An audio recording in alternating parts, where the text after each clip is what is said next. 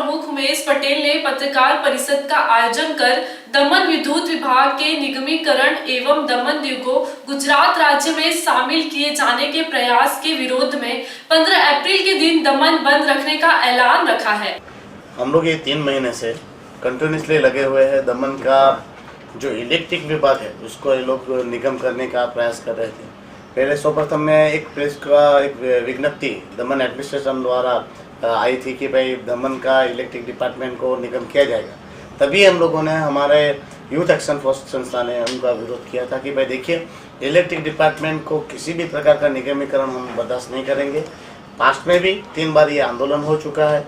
आप इस गंभीर मुद्दे पर लोगों की राय लिए बिना कोई भी कदम नहीं उठाएंगे और हम आपसे रिक्वेस्ट करते हैं कि निगमीकरण हमें दमन की जनता को मंजूर नहीं।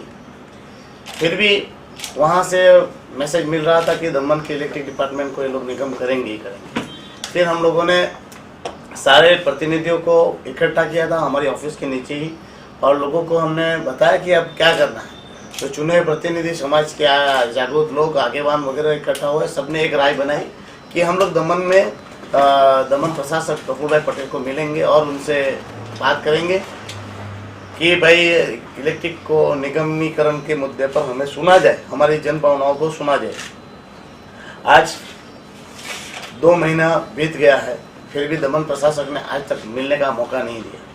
हमारे जो जिसके माध्यम से हम लोग मिलने का प्रयास कर रहे थे, उन्होंने 1-2 बार हमें फ़ोन करके बताया कि हमने टाइम लिया है, मगर वो टाइम देने के बाद मीटिंग के समय पर हमें इन्फॉर्म कर देते हैं, मगर मीटिंग के 1 घंटे आगे उनका फ़ोन आ जाता है कि आपकी मीटिंग पोस्टपोन की गई, नहीं दे देंगे।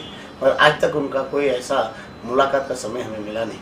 तो हमें लगने लगा था कि अब ये प्राइवेटीकरण करने का उन्होंने मन बना लिया है, ना वो पब्लिक की बातें सुनना चाहते हैं ना वो। तो हम लोगों ने गांव-गांव में जाकर मोहल्ला मीटिंग, एरिया मीटिंग वगैरह की।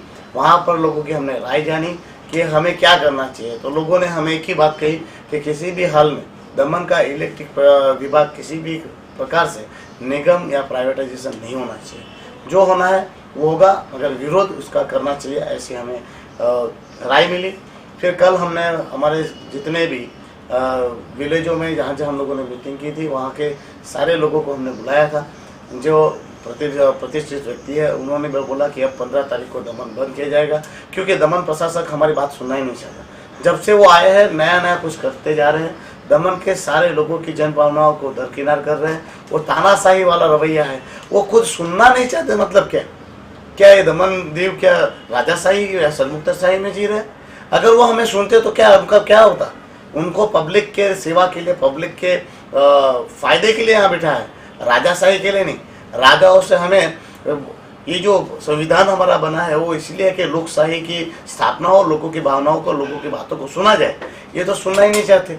और ये तानाशाही वाला जो रवैया है उसको चलते हमने तय किया है कि भाई 15 अप्रैल को हम लोग ये दमन बंद करेंगे और रैली निकालेंगे और विरोध प्रदर्शित करेंगे और एक जाहिर सभा भी करेंगे।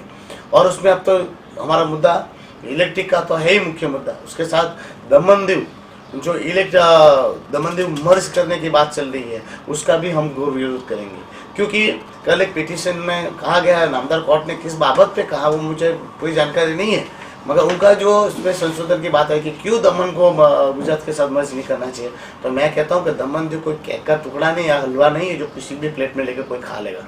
दमन दीव का एक अलग अस्तित्व है, दमन दीव का अलग कल्चर है, और दमन दीव किसी की बाप की जागीर नहीं है कि कोई भी हमें किसी भी प्रदेश में ज्वाइन कर लेंगे। तो अगर नामदार कोर्ट ने ये कहा है कि 55,645 कोर्ट में दारू के केस चले, तो दमन के कितने हैं उसमें? क्या 55 के 55,000 हमारे दमन के ही केस है?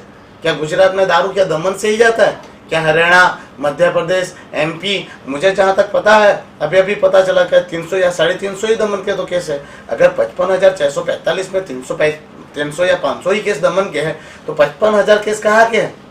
क्या राजस्थान, मध्य प्रदेश और हरियाणा जैसे स्टेटों से जो दारू आता है तो उसके केस अगर 55,000 जितने हैं, तो क्या गुजरात गवर्नमेंट उनको भी, राजस्थान को, मध्य प्रदेश को, हरियाणा को भी गुजरात के साथ ज्वाइन कर लेगी?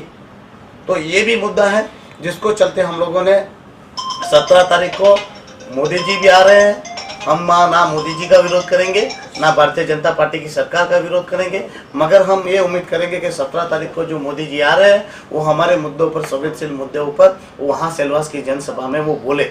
इसलिए हम चाहते हैं कि दमन दीव के सारे पॉलिटिकल लोग या दमन दीव की जनता इस मुद्दे पर एक हो जाए और दमन दीव के हक और अधिकार के लिए दमन दीव का प्रशासन, तानाशाह जो प्रशासक बैठा हुआ है, उसका विरोध करे।